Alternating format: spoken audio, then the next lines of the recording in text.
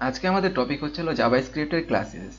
তো জাভাস্ক্রিপ্টের ক্লাসে শুরু করার আগে আমাদের জানা উচিত আসলে জাভাস্ক্রিপ্টের ক্লাসেস বলতে কি বোঝায়।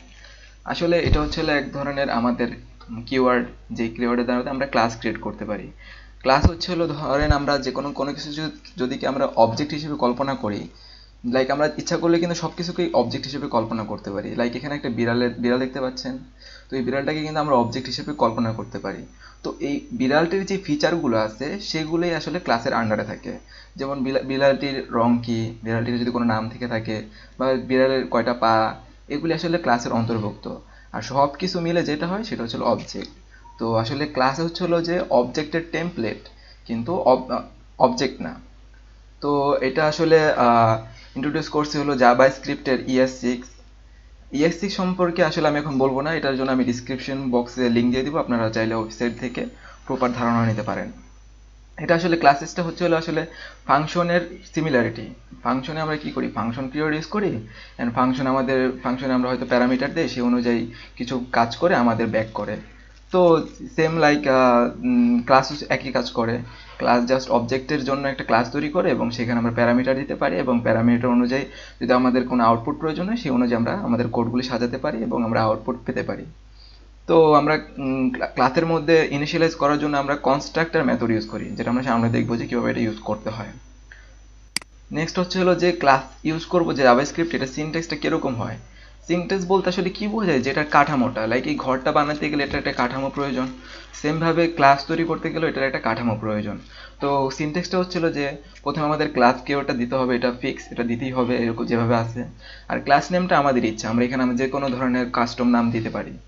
দেন ক্লাসের পরে ব্র্যাকেট দিয়ে শুরু, দেন ক্লাসের ভিতরে কনস্ট্রাক্টর ইউজ করতে হবে।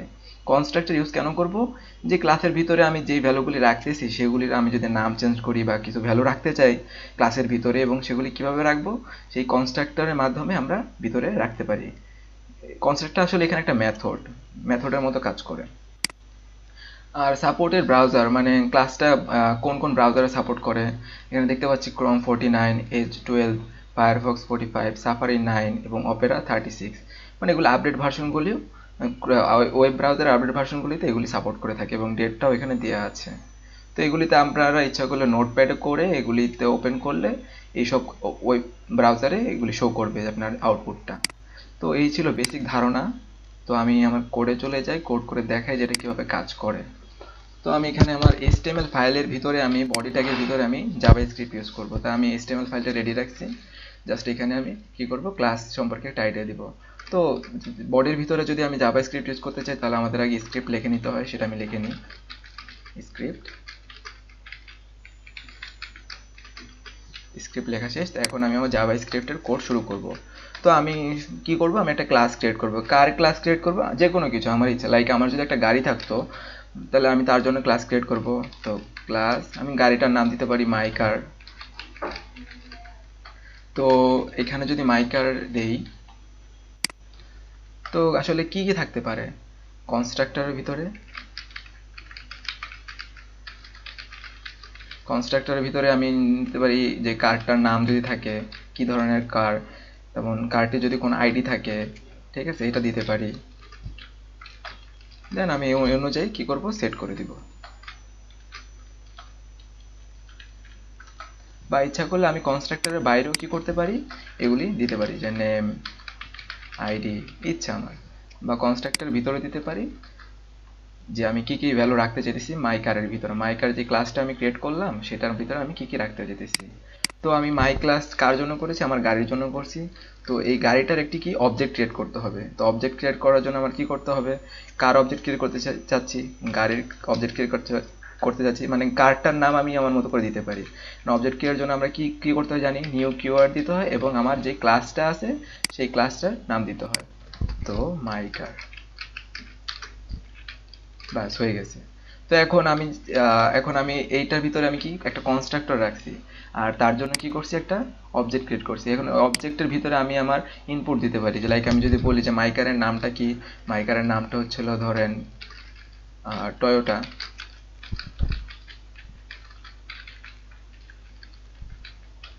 টয়োটা, ঠিক আছে।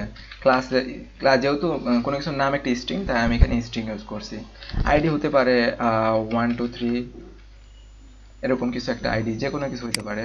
দেন এটা আমি কি হলো, এটা তাহলে এখানে চলে গেল যে প্রথমে সে একটা কারের অবজেক্ট ক্রিয়েট করলো এবং অবজেক্টটার ক্লাসের মধ্যে জন্য নিউতে যে একটা কি করলো, ক্লাসের মধ্যে সেই প্যারামিটারগুলো পাস করলো। তো এই লাইনটা লেখার সাথে সাথে কি হবে, ক্লাসে চলে যাবে। ক্লাসে যাওয়ার পরে এখানে কনস্ট্রাক্টর খুঁজবে, কনস্ট্রাক্টরের ভিতরে দেখবে যে কি কি ইনপুট দেওয়া হয়েছে, সেই অনুযায়ী এখানে আসবে। তো নেম আসলে কি, এখন নেম আসলে টয়োটা এবং আইডি আসলে 1 2 3। তো এগুলি কিভাবে সেট করতে হয় কনস্ট্রাক্টরের ভিতর, তো এগুলি সেট করতে হয় this dot name equal to name, this dot ID equal to ID. তো এখানে আমি কি করলাম যে মাই ক্লাসের মধ্যে যেই স্ট্রিং আর একটা আইডি ছিল, সেটার মধ্যে আমি কি করলাম, এই যে আমি যে অবজেক্ট ক্রিয়েট করছি, অবজেক্টের ভিতর দিয়ে যেই ইনপুটগুলি দিয়েছি সেগুলি এখানে এসে জমা হয়েছে। তার মানে কি, মাই ক্লাসের জন্য যে নাম এবং আইডি, তার মধ্যে ভ্যালুগুলো জমা হয়েছে। দিস দেওয়ার কারণ হচ্ছিল, আমি যদি সেম ধরনের নাম রাখি, ভ্যারিয়েবলের নামগুলি যদি সেম রাখি, সেই ক্ষেত্রে আমাদের দিস ইউজ করতে হয়। যদি অন্য কোনো নাম রাখতাম তাহলে আমাদের কোনো দিস ইউজ করতে হতো না। বাট প্রত্যেক ক্ষেত্রে এরকম উচিত যে এটাই ইউজ করা উচিত, কারণ এটাই বেটার।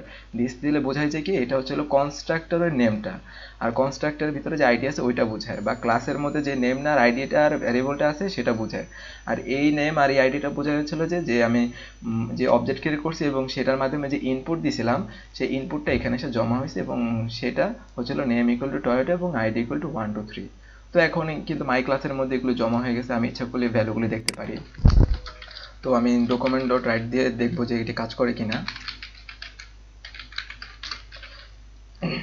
তো আমরা জানি যে কি, অবজেক্টের ভ্যালু দেখতে গেলে আমার কি করতে হয়, অবজেক্টটার নাম দিতে হয় কার ডট, এবং কারের কোন ভ্যালুটা আমি দেখবো, কারের নেমটা আমি দেখবো, এবং সাথে আমি কি দেখবো, কারের আইডি কত। তো আমি রান করে দেখি।